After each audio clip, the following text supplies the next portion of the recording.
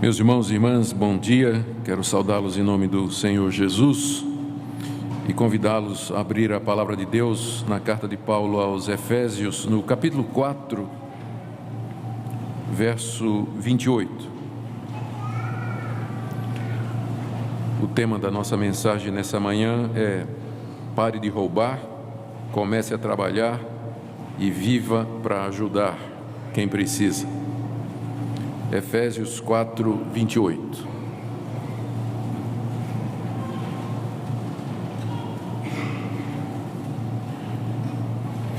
Aquele que furtava, não furte mais. Antes, trabalhe, fazendo com as próprias mãos o que é bom, para que tenha com que acudir ao necessitado. Amém. Queridos, há 3 mandamentos do apóstolo Paulo nesse versículo, que na verdade descrevem 3 maneiras de viver, 3 estilos de vida. O primeiro mandamento é: aquele que furtava, não furte mais.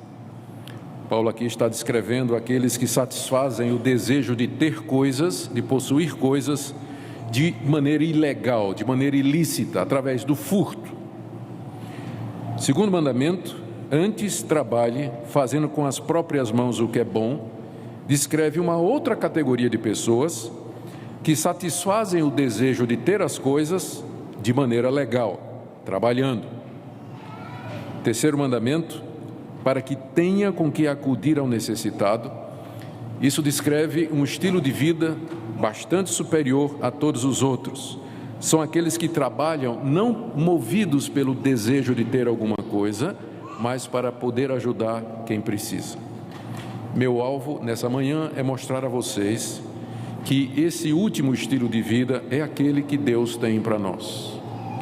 É o propósito de Deus para você, para a sua vida e para a minha, que nós trabalhemos, que nós ganhemos dinheiro, não para ter coisas, mas para poder ajudar quem de fato precisa. Vamos então um a um. Em primeiro lugar, primeiro mandamento: aquele que furtava, não furte mais. Eu não preciso definir o que é furtar, não é? Todo mundo sabe o que é furtar: roubar, tirar o que é dos outros, se apossar do alheio, tomar aquilo que não lhe pertence de maneira ilícita.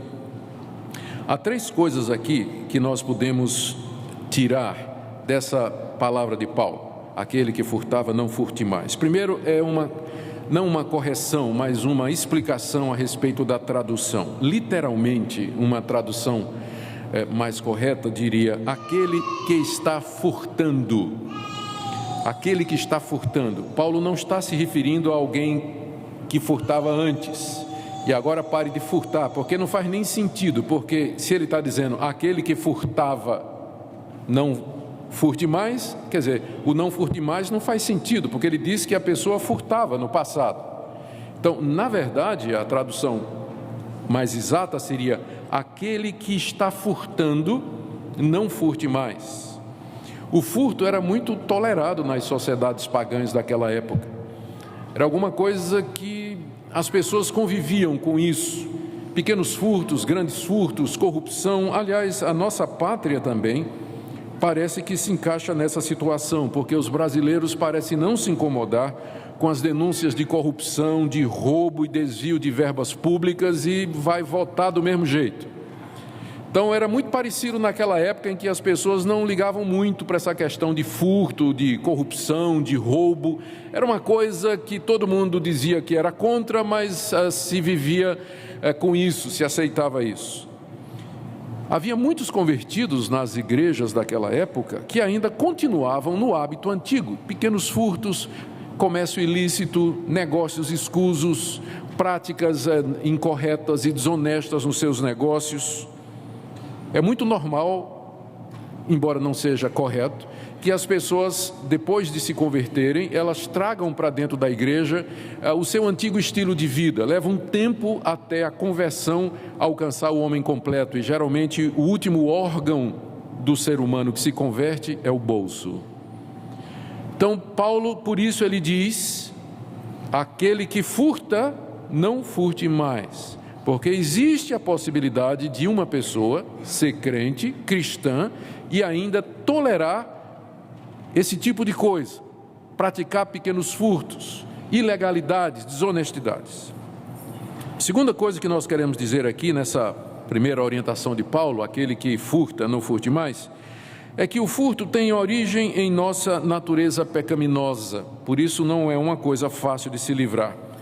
Lá em Mateus 15, verso 19, o Senhor Jesus Cristo nos disse que é do coração do homem que procedem os furtos. É alguma coisa ligada à nossa natureza. Nós pensamos que o maior prazer da vida é ter e possuir determinadas coisas, e que nós não seremos felizes se nós não tivermos isto ou aquilo. E como nem sempre é possível ter estas coisas de maneira legal, ou como sempre é difícil você obter essas coisas de maneira legal, porque você vai ter que trabalhar, não poucas vezes as pessoas vão pelo caminho do furto, pelo caminho da roubalheira, para ter aquelas coisas que elas acham que vão fazê-las felizes. Nós aprendemos a furtar desde pequenos: chiclete no caixa do supermercado, lápis de cor, caneta e borracha dos colegas de classe. Mais tarde a gente aprende a colar nas provas. Roubamos na declaração do imposto de renda, roubamos dos empregados, roubamos dos patrões, fazemos negócios ilícitos, subornamos os policiais, enganamos os outros. Mas quando nós nos tornamos cristãos, tudo isso muda. E aqui é o terceiro ponto desse primeiro mandamento. Ladrões podem ser perdoados e mudar. Essa ordem de Paulo aqui, aquele que está furtando, pare de furtar, significa que nós podemos mudar de vida. Significa que nós podemos mudar os nossos hábitos e as nossas atitudes. Como aquele ladrão na cruz. Não é curioso que quando Jesus morreu, quem estava pendurado ao lado dele eram 2 ladrões e que um se converteu, um se arrependeu? Se aquele ladrão se arrependeu, você pode também se arrepender.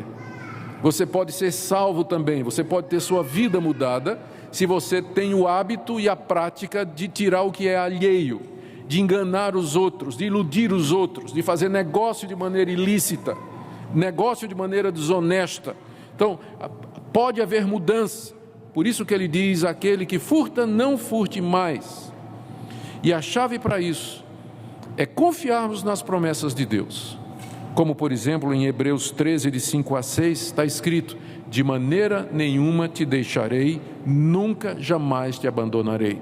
No contexto, é uma promessa que Deus faz para os seus filhos, de que vai cuidar de nós, que Ele suprirá todas as nossas necessidades. Como o Senhor Jesus Cristo disse: buscai primeiramente o seu reino e a sua justiça, e todas estas coisas vos serão acrescentadas. Deus não promete lhe dar prosperidade sempre, mas Ele lhe promete o sustento e cuidar de você. Quando uma pessoa usa de meios ilícitos e desonestos para obter coisas, para ter coisas, revela uma profunda incredulidade nas promessas de Deus. Aquele que furta, não furte mais. Deus vai cuidar de você. Arrependa-se, mude de vida. Segundo mandamento, e descreve um outro estilo. Paulo diz: antes trabalhe com as mãos, fazendo o que é bom. Isso aqui é outro estilo de vida. Ele descreve as pessoas que buscam ter as coisas e possuir coisas, mas de maneira legal, isto é, trabalhando. E aqui eu quero mostrar também 3 pontos aqui que nós aprendemos desse segundo mandamento. O primeiro é que parece que preguiça e roubo andam juntos. Porque aqui na passagem, o oposto de roubar é trabalhar. Você esperaria que Paulo dissesse assim: aquele que furtava, vá devolver tudo que roubou. Mas ele não diz isso, embora isso seja certo. É só lembrar da história de Zaqueu. Mas ele diz assim: aquele que furtava, trabalhe. Então, se o oposto de furtar é trabalhar, e se para trabalhar a gente tem que deixar de ser preguiçoso, segue-se que roubo e preguiça são coisas que andam juntas. Nem todo preguiçoso é ladrão, não me entenda mal, e também nem todo ladrão é preguiçoso. Tem ladrão que trabalha muito para tirar o que é dos outros. Mas provavelmente a preguiça e a falta do que fazer é o que leva muita gente ao furto. Como se diz aí um provérbio popular: oficina vazia, mente do diabo, ou mente vazia, oficina do diabo. alguma coisa como isso aí. Não tem o que fazer, é preguiçoso, ele tem que ter alguma coisa, então vai enveredar pelo caminho fácil do furto. Preguiça e roubo geralmente andam juntos. Segunda coisa, e aqui numa nota mais positiva, quando Paulo diz: aquele que furta, não furte mais, antes trabalhe com as mãos fazendo o que é bom, com as próprias mãos fazendo o que é bom, aqui está mostrando que o trabalho é o caminho ordenado por Deus para você ter as coisas de maneira legal, sem furtar. Nem todo mundo pode trabalhar, eu sei disso, e eu não quero aqui colocar um fardo maior do que devo nas costas de quem não trabalha porque não tem condições. Questões de idade, questões legais, situações em que se encontra, eu não me refiro a essas pessoas. Mas o que eu estou dizendo é que o caminho determinado por Deus para que você tenha as coisas, para que você possua coisas, para que você sustente a você mesmo e sua família, não é o roubo, o furto ou negócios ilícitos, mas é o trabalho duro com suas próprias mãos. É para isso que você estuda, é para isso que você aprende uma profissão, aprende uma arte, você aprende a negociar, você aprende a vender e você aprende a comprar. Esse é o caminho de Deus para nós. Quando Deus criou o homem e a mulher, Deus os colocou no jardim e colocou uma enxada na mão deles. E diz: cultiva a terra. Cultiva a terra. O trabalho é uma ordenança de Deus para nós. Trabalhar e trabalhar duro para que nós ganhemos o nosso pão. A terceira coisa que nós aprendemos aqui dessa expressão, trabalhe com suas próprias mãos fazendo o que é bom, é que Paulo está dizendo que nem todo trabalho é bom, nem todo trabalho é lícito, porque aqui o bom é o oposto de roubar.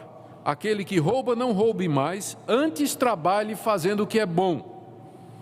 As mãos que roubavam, antes, agora elas vão fazer o que é bom. Alguns trabalhos não podem ser considerados como bons, porque eles envolvem atividades ilícitas, eles promovem imoralidade, dissolução e uma vida longe de Deus. Por exemplo, um político corrupto, um crente que tem um motel, ser modelo de revista pornográfica, como a evangélica deu maior escândalo recentemente, evangélica e modelo de revista pornográfica, dizendo: o meu trabalho não tem nada a ver com a minha religião. Muitos se justificam fazendo exatamente esse tipo de distinção entre a sua religião e o seu trabalho. A minha religião é uma coisa e o meu trabalho é outra. Todavia, Jesus Cristo é Senhor de todas as áreas da sua vida, inclusive do seu trabalho. Se você não pode glorificar a Deus com o seu trabalho, se você não pode honrar a Deus com o seu trabalho, ele não se encaixa nessa categoria de trabalhar fazendo o que é bom. Ele continua ainda debaixo da categoria daquilo que desagrada a Deus. Mas o terceiro ponto, primeiro foi: aquele que furta, não furte mais. Segundo, trabalhe com as mãos fazendo o que é bom. Mas agora o terceiro mandamento, e que descreve uma terceira maneira de viver: trabalhe para que assim você tenha com que acudir ao necessitado. Essa é a maneira de viver que Deus determinou para o seu povo: trabalhar fazendo o que é bom com suas mãos para ajudar os necessitados. Não é simplesmente parar de furtar, e também não é simplesmente trabalhar de maneira legítima para ter as coisas, mas é mais do que isso: ganhar dinheiro para ajudar os outros. Essa é a motivação. 3 coisas aqui. Primeiro, Paulo não está dizendo que nós não devemos trabalhar para nos sustentar e a nossa família. Isso certamente está incluído e vem em primeiro lugar. O que ele está dizendo é que o alvo do trabalho não é possuir coisas para vocês mesmos, mas para ajudar os outros. O cristianismo elevou o padrão do trabalho. Veja a diferença do padrão cristão de trabalho e o padrão de trabalho do mundo. As pessoas que não conhecem a Deus trabalham feito loucas 24 horas por 7 dias da semana, com o objetivo de ter, de possuir, de aumentar a conta bancária, comprar um carro do ano, 2 carros do ano, ter propriedades, ter casa na praia, casa no campo, casa em tudo quanto é de lugar, dinheiro num banco na Suíça. As pessoas morrem por isso, vivem para isso. Embora isso seja legal, todavia o padrão cristão de trabalho é completamente diferente. Você ainda tem que trabalhar duro, mas seu alvo não é egoísta. Não é simplesmente você ter, mas é que você possa ajudar os outros. E aqui é o meu segundo ponto dentro desse último mandamento. Queridos, eu creio que esse conceito pode mudar completamente a nossa vida. Se a orientação do seu trabalho, a razão de ser da sua existência for essa, viver para os outros, para abençoar outros, para ser canal de bênção para a vida de outros, isso pode dar uma outra orientação à sua vida. Isso vai libertar você da avareza. Isso vai libertar você do egoísmo. Isso vai libertar você do amor ao dinheiro. Isso vai dar sentido à sua vida. Isso vai dar sentido ao seu trabalho. Por que você se mata para trabalhar? Para ter coisas. Você agora tem um padrão mais elevado. Você se mata para trabalhar, para abençoar outras pessoas, para ajudar outras pessoas com o resultado do seu trabalho. E você vai ser instrumento de bênção. Não é isso que Jesus Cristo disse, que o maior mandamento é amar a Deus sobre todas as coisas e ao próximo como a nós mesmos? Não é essa a essência da ética cristã? Viver para os outros? Aquele que furta, não furte mais. Trabalhe com as mãos fazendo o que é bom, mas ainda está no segundo passo. O mais elevado é esse, para que você tenha com que acudir o necessitado. Esse é o propósito da nossa existência, viver para os outros. Terceiro ponto aqui dentro desse último. Nós podemos viver assim pela fé nas promessas de Deus. Porque Ele promete recompensar quem abençoa os necessitados, Ele não esquece quem ajuda os pobres, e Ele supre as necessidades dos que ajudam quem de fato precisa. A Bíblia está cheia de promessas e exemplos de como Deus cuida, abençoa, recompensa aqueles que são generosos, aqueles que doam, aqueles que ajudam, que se compadecem, que estendem a mão para o necessitado. Da mesma forma, a Bíblia é cheia de advertências contra o egoísmo, materialismo, consumismo, viver para você mesmo, amor ao dinheiro, acumular bens sem propósito aqui nesse mundo.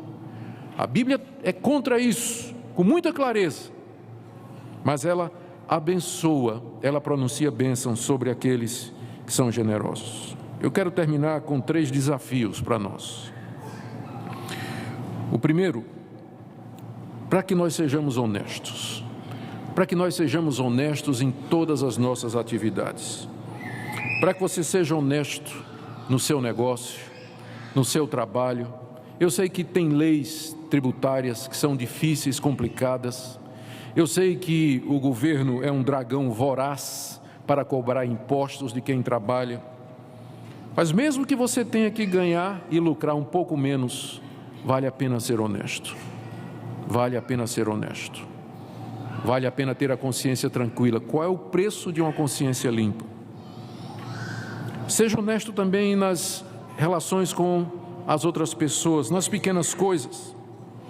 Nós todos ficamos impressionados alguns anos atrás, quando foi publicado que um rabino importante em São Paulo, ele foi apanhado em flagrante no shopping nos Estados Unidos, roubando gravata. Ele tinha dinheiro para comprar dezenas, milhares de gravatas, se ele quisesse. Era uma pessoa influente, uma pessoa financeiramente muito bem, era um homem público, respeitável, líder de uma grande comunidade. Mas ele não conseguia se conter com o hábito de roubar gravata. E as pessoas têm hábitos de roubar outras coisas, pequenos furtos, deixar de pagar determinadas coisas, um caixinha 2, um negócio ilícito, mesmo que não precisa, mas é a lei de Gerson, né, que diz no Brasil, de você levar vantagem, você tirar alguma vantagem. Hoje eu quero desafiar você a ser cristão em todas as áreas da sua vida, a ser honesto em todos os seus negócios, sabendo que Deus haverá de abençoar você, guiar você, recompensar você. Creia nas promessas dele, você vai ganhar muito mais do que você pensa. Segundo desafio: